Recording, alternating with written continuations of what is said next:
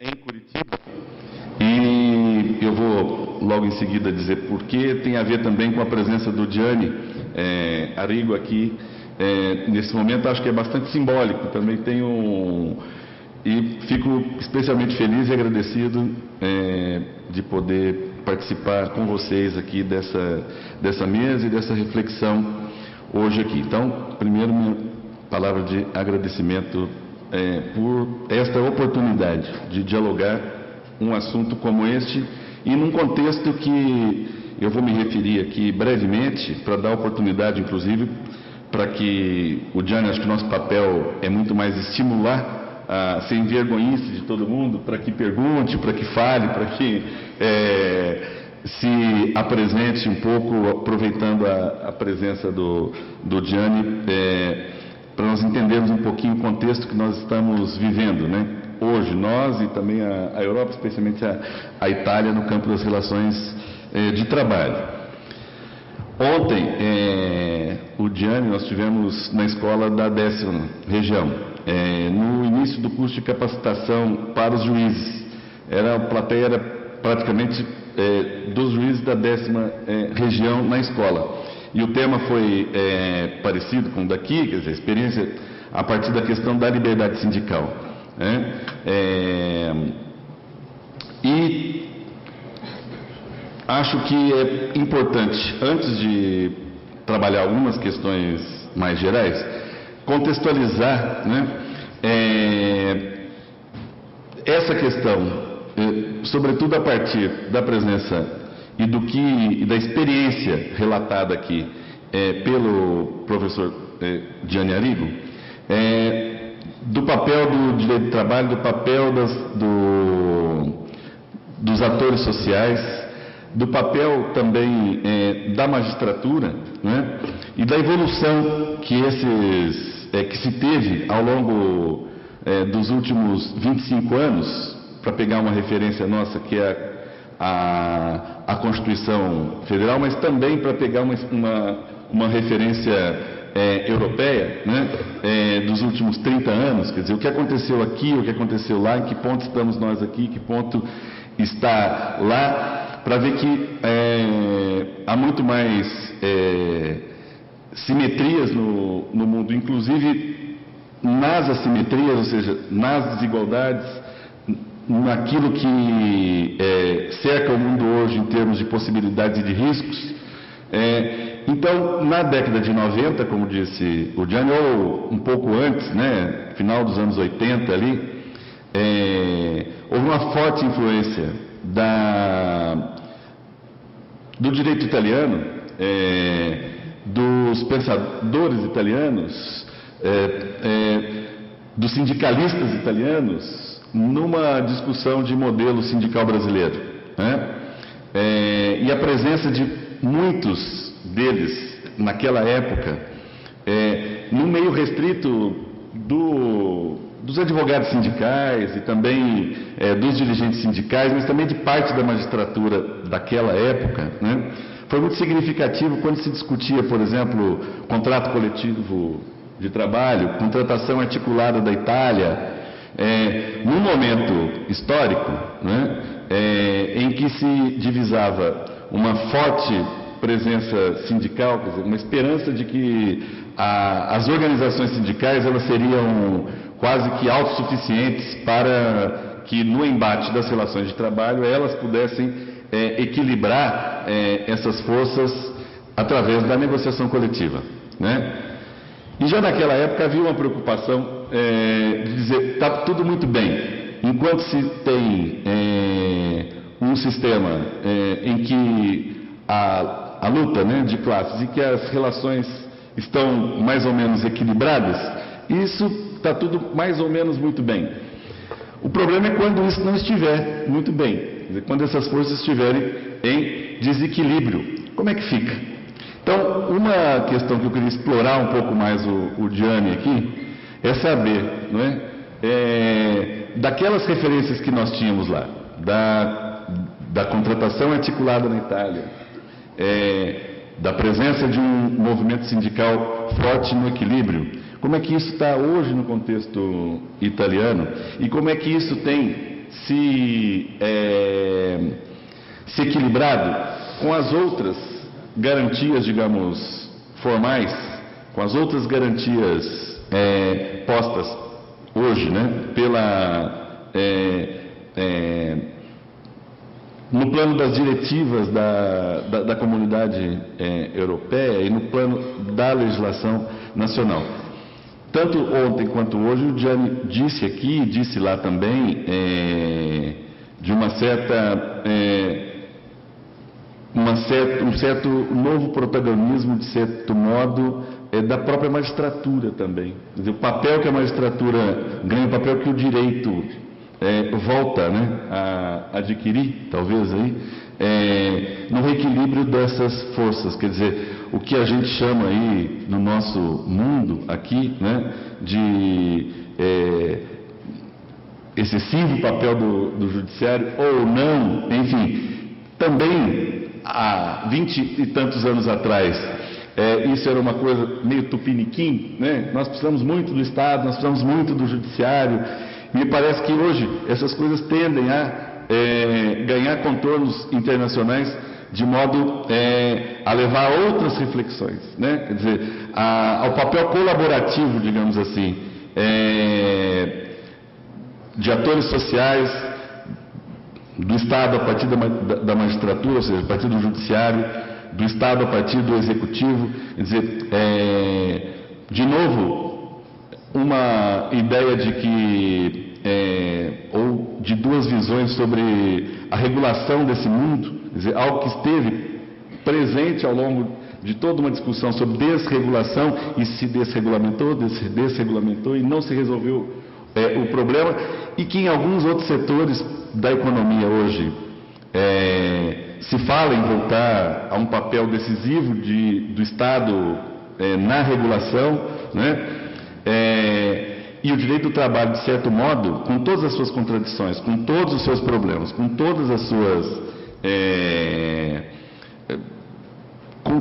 suas dissintonias também, né, em relação à produção jurídica ao longo desses últimos 25 anos, mas ele está e esteve sempre presente e sempre no centro das questões políticas, tanto nacionais quanto do mundo como um todo. Isso é o que a gente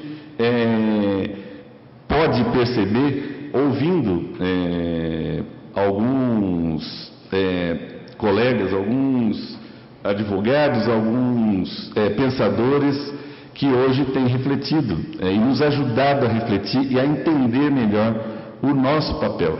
Então, a minha provocação inicial é essa. Nós já não nos sentimos tão deslocados do mundo, né? Nós nos sentimos hoje pertencendo a um mundo que tem as suas divisões e que exige de todos nós, cada dia mais, que nós entendamos o nosso papel. Entendamos, dentro desse papel, qual é o nosso papel político nas relações que estão postas na sociedade. Quer dizer, tanto para o advogado, quanto para o juiz, quanto para o sindicalista. Quer dizer, o nosso papel dentro desse mundo é um papel muito criativo, muito desafiador, e exige de nós cada vez mais que nós entendamos qual é esse papel e que as nossas ações e nossas atitudes levam sempre para algum lugar, né? E que, portanto, essa experiência já vivida, que não é o futuro da Europa, a experiência vivida por uma Europa que tentou desregular e não deu certo, ao contrário, aprofundou os desequilíbrios e a crise. E o que nós estamos fazendo em termos de atores sociais imbricados, eu acho que isso é muito relevante. E essa experiência aqui, portanto, de capacitação, digamos, de formadores jurídicos que querem entender melhor o seu papel, porque não é só decidir o processo, mas o processo que tem uma dimensão política, digamos, sempre, né? Hoje fica muito mais claro e muito mais evidente quando a gente olha também e compara com o que está acontecendo no resto do mundo. Quer dizer, então eu estava dizendo ontem lá, um exemplo muito simples. Quando a Justiça estabelece lá uma súmula que diz que recepciona o artigo 522 com o número de dirigentes sindicais. Eu acho que isso resolveu aquele caso. Bom, isso traz uma consequência de distorção no sistema enorme, porque, bom, nós não temos já um sistema de proteção às demissões. Então, a Convenção 158 foi denunciada, a demissão aqui ela pode ser feita e realizada sem nenhum motivo, né? Já é uma diferença dos sistemas que têm necessidade de uma motivação, que não tem necessidade de motivação. O dirigente sindical não tem garantias efetivas de exercício da sua função, né? E aí vem uma jurisprudência e diz, não, o máximo de dirigentes com estabilidade são lá os 7 mais 7 agora, enfim.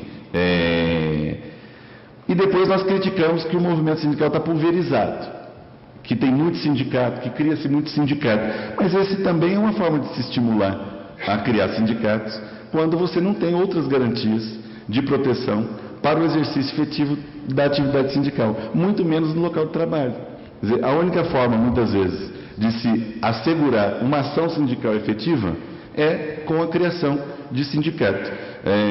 E, portanto, eu estou dando esse exemplo apenas para dizer que todas as decisões, toda ela, até as decisões de direito individual, elas têm um componente de sistema e um componente que gera novos comportamentos, que gera novas assimetrias, novas desigualdades. Isso é muito importante que nós todos tomemos conhecimento e tomemos posição sobre isso.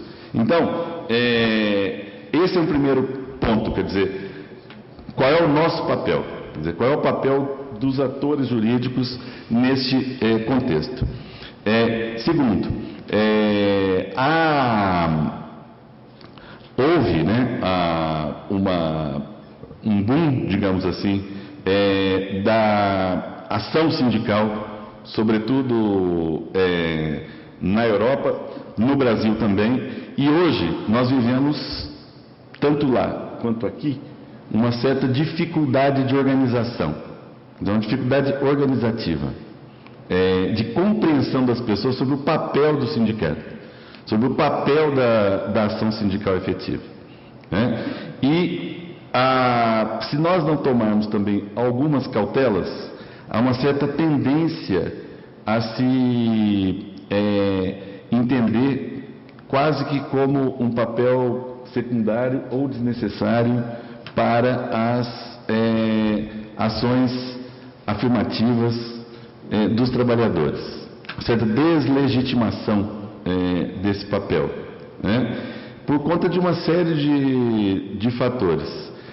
Isso é muito preocupante porque, queiramos ou não, e isso está na fala do Gianni, a regulação do trabalho, ela está vinculada a duas dimensões, a dimensão estatal e a dimensão de negociação coletiva. Isso não tem como não se dar força para esse tipo de papel. Só uma ou só outra não são suficientes para momentos de crise e para momentos fora de crise, quer dizer, para momentos das relações permanentes de trabalho. Quer dizer, a forma de regulação do trabalho, ela tem que combinar essas duas dimensões. Não tem forma de ser diferente, e essa é a nossa diferença. Quer dizer, essa é a diferença das relações de trabalho para outras relações sociais, para outras dimensões do mundo da normatividade. Quer dizer, no mundo do trabalho, ou nós entendemos que é preciso ter representação forte, e que essa representação corresponda ao que está acontecendo no mundo, seja um mundo já com fronteiras, sem fronteiras, mas com um mundo em que o capital circula com muita facilidade, um mundo em que o movimento sindical circula com muita dificuldade, né? Então, pode parecer estratosférico, muitas vezes pareceu já estratosférico discutir essas coisas, no mundo propriamente jurídico, no mundo de quem atua em processos, mas fica cada vez mais evidente que não. Ontem o ministro Godinho fez a parte da tarde onde ele dizia: cada vez tem que ficar mais claro para todos nós que essas esferas do direito individual e do direito coletivo, elas são esferas que não podem ser pensadas separadamente, porque uma coisa tem a ver com a outra. Quer dizer, quanto menos proteção coletiva eu tenho, mais desregulação e mais desproteção individual eu terei, né? E a forma de reequilibrar isso, muitas vezes, é fortalecendo a ação sindical, mas é também construindo uma jurisprudência propositiva, construindo uma jurisprudência desafiadora. Então, esse papel, queria ouvir um pouquinho também do Gianni. Primeiro, como é que hoje nós temos aí a negociação propriamente na Itália, essas dificuldades de um modelo que já não serviu muito de parâmetro, digamos, né? Para a gente entender um pouco esse caminho posterior. Segundo, esse papel, né? Papel que ele tocou aqui na primeira parte, quer dizer, o papel que cabe ao judiciário, quer dizer, o papel que tem a chamada a academia também é professor nesse momento político na Europa e também no Brasil, quer dizer, que desafios, né, temos nós todos no mundo que tem cada vez mais aproximações tanto normativas quanto econômicas, mas ao mesmo tempo que mantém, né, essa diversidade na forma de distribuir esses direitos e na forma de usufruir esses direitos. E por fim, para finalizar, um tema que nós temos, e ele tocou, é o tema da precarização e o tema da subcontratação, que tem impactado fortemente também a organização sindical e a forma efetiva de ação sindical. Quer dizer, como organizar esses setores que por sua própria natureza precária tem ainda mais dificuldade no movimento sindical, sobretudo na Europa, que se construiu a partir do trabalho permanente, do trabalho com garantias, não é? E o que isso causa, e tem causado, né, esse trabalho precário nas relações coletivas na Europa ultimamente. Então, eu fico por aqui, apenas para fazer essas 3 provocações aí ao Gianni e também para contribuir num tema que é instigante para nós todos e que é de uma dimensão que não, ele apenas estimula, né, as nossas reflexões, que não são nunca conclusivas. Mas a questão que eu acho mais importante é nós entendermos o nosso papel. Quer dizer, que papel nós temos. E não há nesse mundo e no nosso mundo mais possibilidade de ingenuidade. Quer dizer, todos nós estamos a serviço de alguma coisa.